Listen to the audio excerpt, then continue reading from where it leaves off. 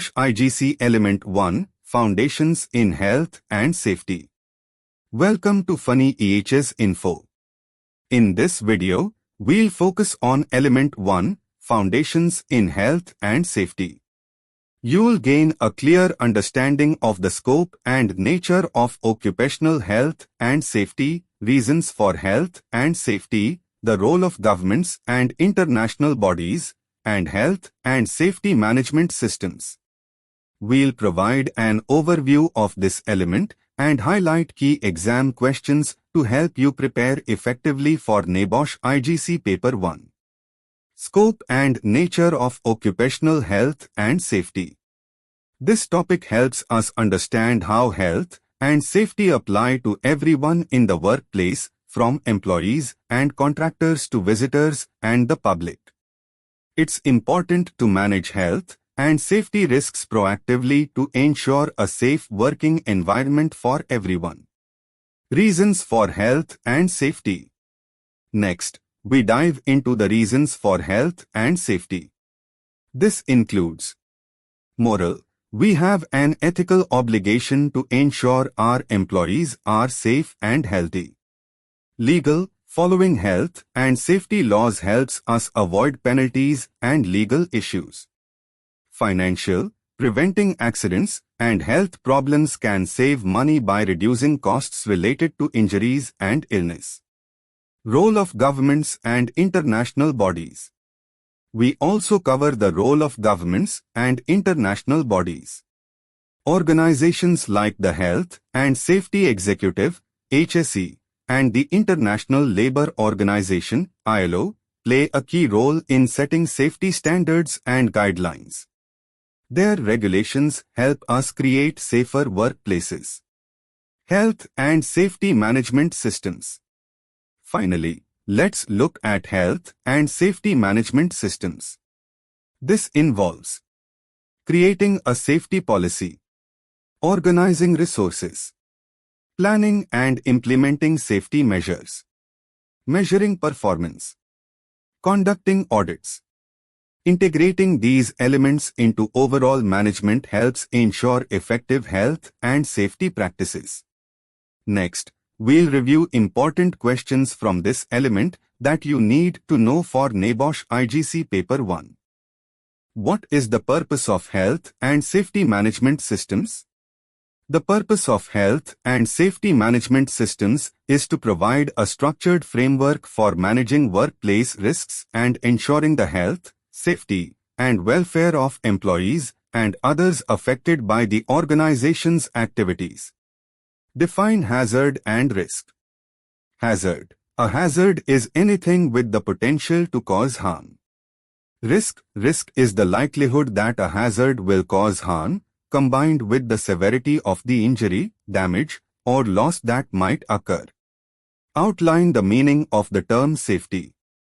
Safety is defined as the absence of danger or physical harm to persons, which extends to equipment, materials, and structures in the workplace. Outline the meaning of the term welfare.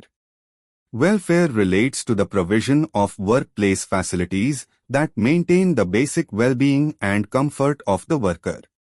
This includes facilities for eating, washing, and toilet functions.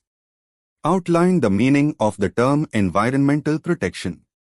Environmental protection involves measures used to prevent harm to the environment. This includes protecting air, water, land, and natural resources, as well as flora, fauna, and human beings and their interrelationships. Outline the key elements of a health and safety management system. The key elements of a health and safety management system include policy, establishing a clear health and safety policy. Organizing, allocating responsibilities, and ensuring competence. Planning and implementation, setting objectives and implementing procedures. Measuring performance, monitoring and reviewing performance. Auditing and reviewing, conducting audits and reviewing the system for continual improvement. Explain the concept of reasonably practicable in health and safety. The concept of reasonably practicable involves balancing the level of risk against the measures needed to control it in terms of time, trouble, cost, and physical difficulty. A risk is considered to be reduced to a level that is as low as reasonably practicable, a LARP, when the cost of further reduction would be grossly disproportionate to the benefit gained. Outline the main features of the health and safety at work, etc. Act 1974, HSWA. The main features of the HSWA include placing a duty on employers to ensure the health, safety, and welfare of their employees and others affected by their activities. Requiring employees to take care of their own health and safety and that of others. Empowering health and safety inspectors to enforce regulations and issue improvement or prohibition notices. Explain the concept of permit to work systems. A permit to work system is a formal written system used to control certain types of work that are potentially hazardous. It ensures that proper precautions are taken before, during, and after the work is done. It involves issuing a written permit that specifies the work to be done, the hazards involved, and the control measures required. Outline the three main reasons why it is important to manage health and safety in the workplace. The three main reasons are: moral. We have a moral obligation not to cause harm to others. Employers have a moral obligation towards their employees and others. Moral responsibility is crucial for encouraging workforce commitment. Legal. Compliance with health and safety laws and regulations helps avoid criminal penalties and fulfill the employer's duty of care. Financial. Good health and safety standards reduce costs related to accidents and ill health, including lost production, compensation claims, and increased insurance premiums. Outline possible consequences of not achieving good standards of health and safety. Possible consequences include costs of accidents and ill health in terms of lost production, loss of key personnel due to accidents or ill health, replacement staff costs, investigation costs related to accidents and incidents, higher insurance premiums, equipment plant damage and replacement costs, legal defense costs, fines for breaches of health and safety compliance, possible imprisonment for non-compliance with legislative standards, poor product quality, resource allocation deficiencies, poor public and employee relations. Outline the economic benefits that an organization may obtain by implementing a successful health and safety management system. Economic benefits include reduced risk to the organization through effective risk management, lower insurance premiums due to reduced liability, legal compliance, avoiding costly legal and civil actions, improved productivity with fewer accidents and incidents, cost savings from avoiding accident-related expenses, higher employee motivation and retention, better corporate image and reputation, compliance with quality standards and improved product quality, better resource management and allocation. Identify the possible costs that an organization may incur as a result of inadequate standards of workplace health and safety. Inadequate health and safety standards can lead to direct costs, lost production and time dealing with investigations, plant damage and replacement costs, paying employees during absences due to accidents or ill health, recruitment and training of replacement staff, legal costs from enforcement actions or civil claims, increased insurance premiums, indirect costs, poor staff morale leading to high turnover, damage to the organization's reputation, resulting in loss of business, lower employee productivity due to decreased motivation, increased administrative workload for managing accidents and incidents, delays in production schedules, negative public and employee relations. Describe the role and responsibilities of the employer in ensuring a safe and healthy workplace. The employer has several key responsibilities in ensuring a safe and healthy workplace, including developing and implementing a health and safety policy, providing and maintaining safe plant and systems of work, ensuring the safety and absence of risks in the use, handling, storage, and transport of articles and substances, providing necessary information, instruction, training, and supervision, maintaining safe and healthy working environments, consulting with employees on health and safety matters, ensuring adequate welfare facilities are available. Discuss the importance of worker participation in health and safety management. Worker participation is crucial in health and safety management for several reasons. Workers can provide valuable insights into hazards and risks associated with their tasks, leading to more effective risk assessments. Involving workers in decision-making processes fosters a culture of safety and encourages shared responsibility. Participation enhances workers' understanding and commitment to health and safety policies and procedures. It improves communication and trust between workers and management, leading to better compliance with safety measures. Active involvement of workers can lead to quicker identification and resolution of health and safety issues, reducing incidents and improving overall workplace safety. Describe the principles of prevention as defined in the European Union's Framework Directive 89/391 EEC. The principles of prevention include avoiding risks, evaluating the risks that cannot be avoided, combating risks at the source, adapting the work to the individual, adapting to technical progress, replacing the dangerous by the non-dangerous or less dangerous, developing a coherent overall prevention policy, giving collective protective measures priority over individual protective measures, giving appropriate instructions to employees. Outline actions an enforcement authority might take if an employer is not meeting its responsibilities. Actions by enforcement authorities: giving advice or warnings, either verbally or in writing to improve standards. Improvement notice specifies breaches and sets deadlines for rectification. Prohibition notice halts activities posing a serious risk until compliance is achieved. Immediate prohibition stops work immediately. Deferred prohibition stops work within a specified time frame. Legal proceedings, formal actions, including prosecution for non-compliance.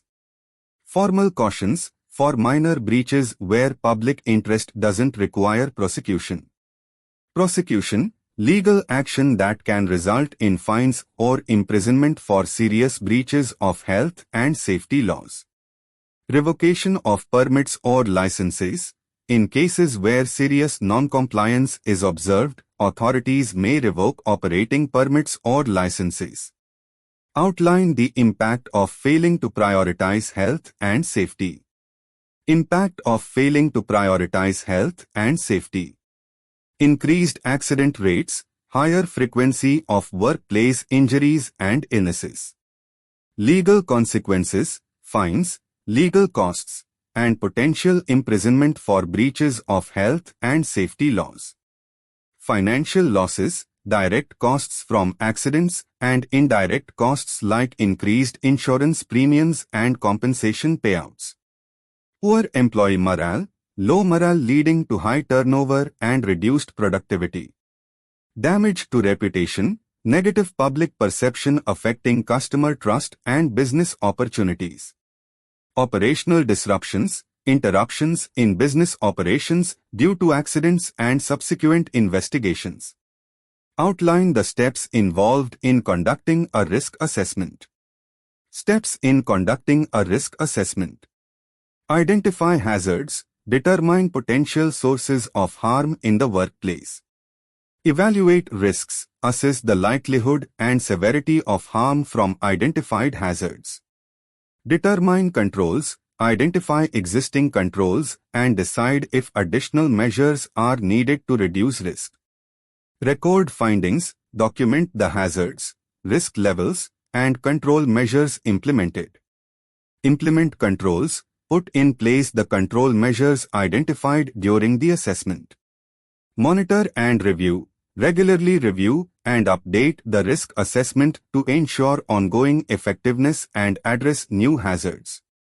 Explain the importance of consultation and communication in health and safety management. Importance of consultation and communication. Employee involvement, engaging employees in health and safety matters ensures their concerns are addressed and encourages a collaborative approach. Awareness and understanding, effective communication helps employees understand health and safety policies, procedures, and their roles in maintaining a safe workplace. Feedback and improvement. Consulting with employees provides valuable feedback for improving health and safety practices. Compliance, ensuring that everyone is informed about legal requirements and organizational health and safety standards. Motivation and morale, open communication fosters a positive safety culture, improving employee motivation and morale. Provide examples of common workplace hazards and their associated risks. Examples of common workplace hazards. Physical hazards, slips, trips, and falls. Risks include injuries like fractures, sprains, and bruises. Chemical hazards, exposure to hazardous substances. Risks include chemical burns, respiratory issues, and long-term health effects. Biological hazards, exposure to infectious agents. Risks include diseases and infections. Ergonomic hazards, poor workstation design. Risks include musculoskeletal disorders and repetitive strain injuries. Psychosocial hazards, work-related stress. Risks include mental health issues and decreased productivity. Discuss the role of training in improving workplace health and safety. Role of training in improving workplace health and safety. Knowledge and skills. Training provides employees with the necessary knowledge and skills to perform their tasks safely. Awareness. Training raises awareness about potential hazards and how to avoid them. Competence ensures employees are competent in using equipment and following safety procedures. Compliance helps ensure that employees understand and comply with health and safety regulations. Culture promotes a positive safety culture where health and safety are valued and prioritized. List 8 other possible costs to the organization following a workplace accident. Loss of goodwill and a poor corporate image. Accident investigation time and any subsequent remedial action required. Production delays. Extra overtime payments. Lost time for other employees, such as a first aider, who attend to the needs of the injured person.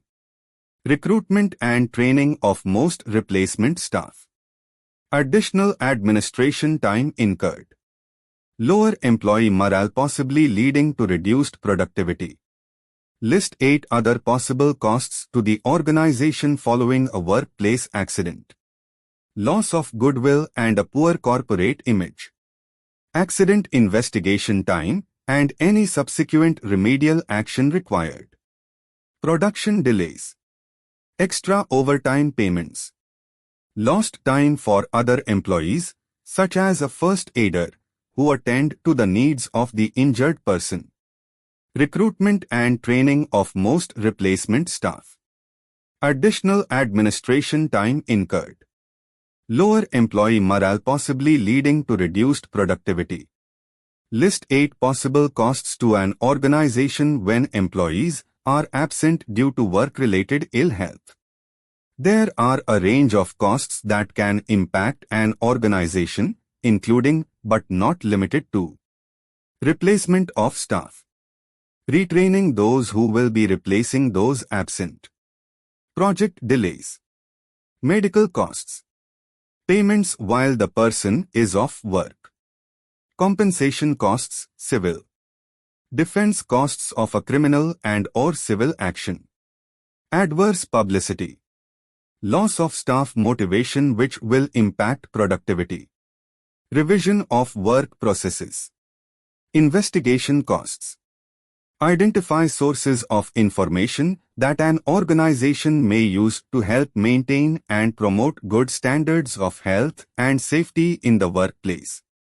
Sources of information that an organization may use include legislation including directives and regulations, ILO codes of practice, conventions, guidelines, and recommendations, information produced by the World Health Organization, WHO, and the European Agency for Safety and Health at Work, international standards such as those from ISO and BSI, guidance produced by various enforcement agencies, manufacturers' data, information produced by trade associations, trade unions, and professional bodies, accident and ill health data, information from completed risk assessments, inspections, and audits.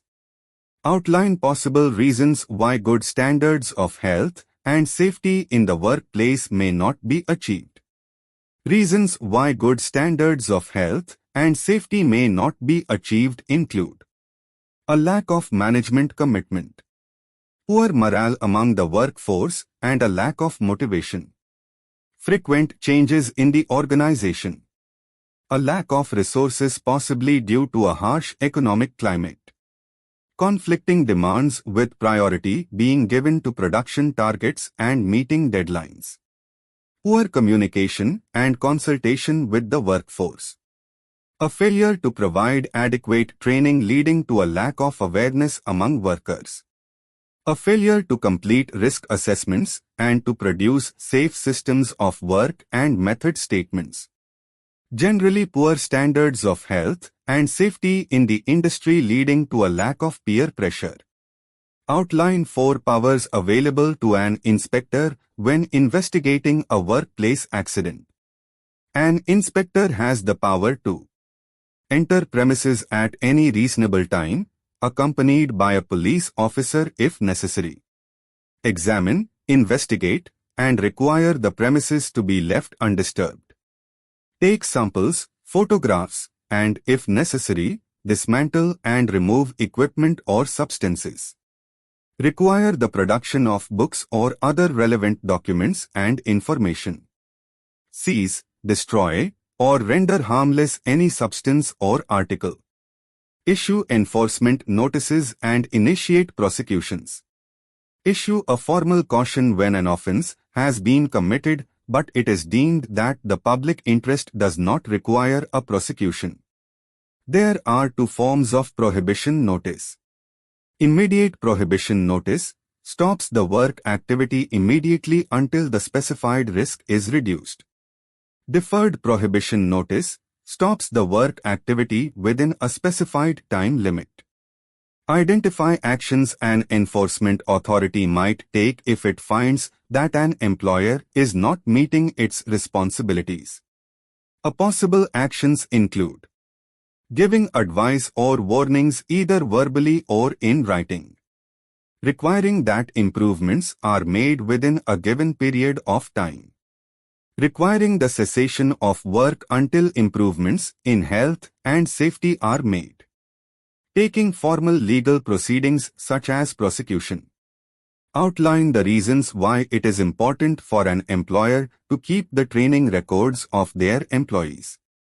Reasons include legal requirements, assistance in developing training plans and identifying gaps, evidence following an incident or accident, reduction of penalties in a court of law, insurance premium reviews, completing risk assessments, continuing professional development (CPD) for the worker, avoiding duplication of training, management system compliance.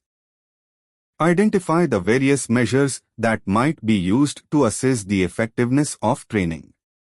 Measures include participation of attendees, level of response, ability to correctly respond to questions, demonstration of understanding, on-the-job follow-up for compliance, reduction of accidents or incidents in aspects of the training delivered, formal feedback from attendees, personal feedback, others requesting similar training, attentiveness throughout. Identify the factors to be considered while developing a health and safety training program for an organization. Factors include objectives of the training, the trainer, whether in-house or external, the venue for the training, the number of participants, the means of delivering the training, company culture and management support. Outline the factors that may determine the level of supervision an employee should receive during their initial period within a company.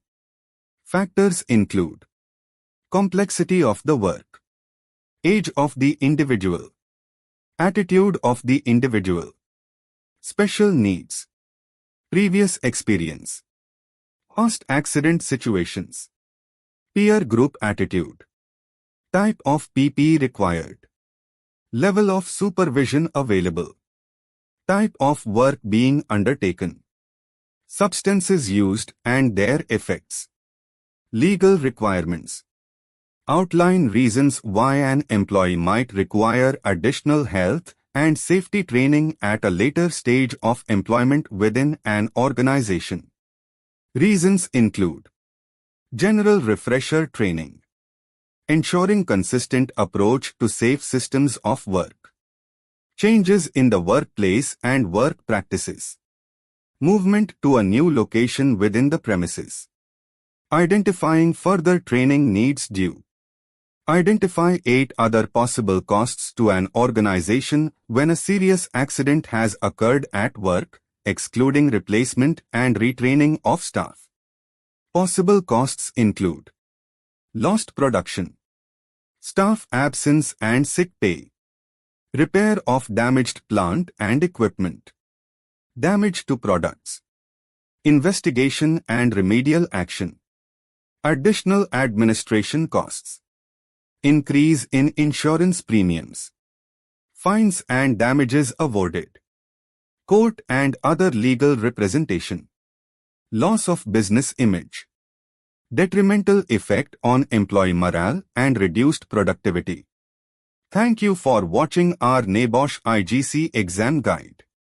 We hope this video has provided you with valuable insights and helped you feel more confident about your upcoming exam. Don't forget to like, share, and subscribe for more content on health, safety, and environmental topics. If you have any questions or need further assistance, drop them in the comments below or reach out to us directly.